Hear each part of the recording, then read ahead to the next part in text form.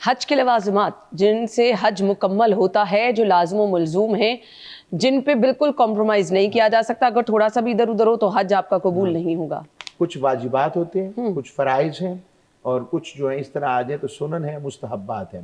تو میں اس پر یہ کہوں گا، اس میں وہ چونکہ حج پتہ نہیں زندگی میں پھر نصیب ہوتا ہے یا نہیں، اس لیے حاجی کے لیے علماء کہتے ہیں کہ وہ مستحبات کو بھی بڑے ہی تحمل اور بڑی توجہ سے کریں. اور علامہ صاحب چاہت بھی بڑی ہوتی ہے، میں کہتی ہوں جو جذبہ ہوتا ہے، جو خوشی ہوتی ہے. میں بھی عرض کرتا ہوں اس بات پر بھی کہ حج کی کیفیات اور حج کی جو معاملات ہوتے ہیں، بندہ اگر اس کو سمجھے اور اس کیفیات کو اپنے اوپر طاری کر سکے.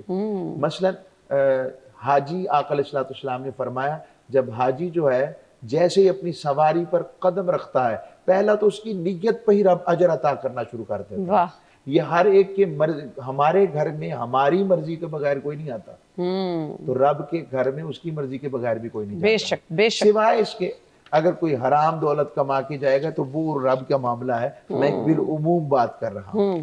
اور آگے حج کے جو طریقہ کار میں فرائض اور واجبات میں چیزیں آتی ہیں، تو حج کی بنیادی طور پر 3 اقسام ہیں. ایک ہے حج تمتع، ایک ہو جائے حج تفرید، اور ایک ہوتا ہے حج قران.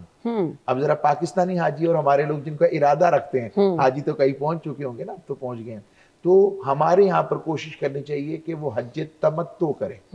تمتع اور قران میں فرق یہ ہے، تمتع متاع سے ہے کہ آپ جب یہاں سے فلائٹ کرتے ہیں اور آپ جدہ میں پہنچتے ہیں یا مدینہ پاک پہ پہنچتے ہیں، تو آپ حج تمتع کی جب نیت کرتے ہیں تو آپ احرام باندھ کر عمرے کی نیت کریں. اور جب ایام حج 8 ذی الحجہ شروع ہو جائیں تب وہ نیا احرام پہنیں گے. ٹھیک ہے. اور وہاں پر وہ حج کی یہ جو فرق آ جائے گا تو اسے حج تمتع کہتے ہیں. ٹھیک ہے. حج قران کی فضیلت زیادہ ہے، لیکن اس کے اندر پابندیاں زیادہ اتنی ہوگی کہ اگر جب اس نے ارادہ کر لیا حج قران کا، تو جب تک پھر وہ حج کے مکمل نہیں کر لیتا لوازمات 11-12 حج تک، اس وقت تک وہ احرام کی پابندیوں سے آزاد نہیں ہے. برکات زیادہ ہیں، اس کے فضائل زیادہ ہیں. حضور نے بھی حج قران فرمایا.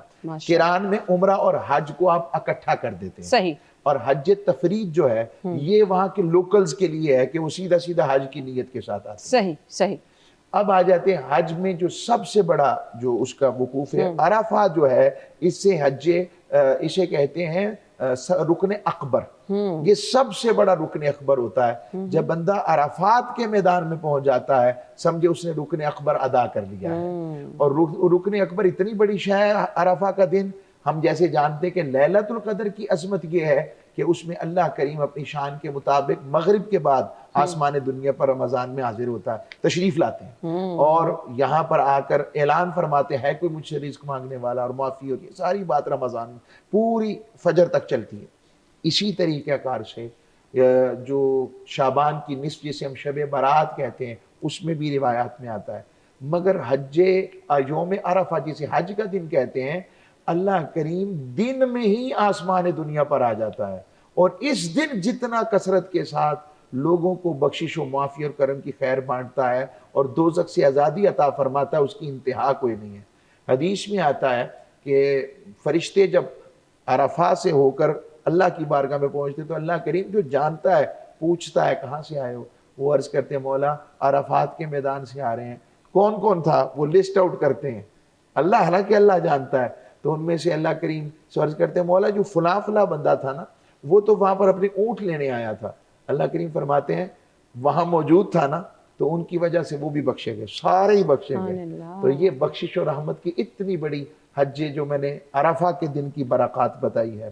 پھر عرفہ سے مزدلفہ کے اندر جو رات گزارنا ہے، تو مزدلفہ کی رات کے بعد پھر واپس وہ پلٹتے ہیں منا کی طرف، اور پھر وہ حج زیارت کہتے ہیں، یہ حج اسے طواف زیارہ کہتے ہیں، وہ بھی لازم ہے.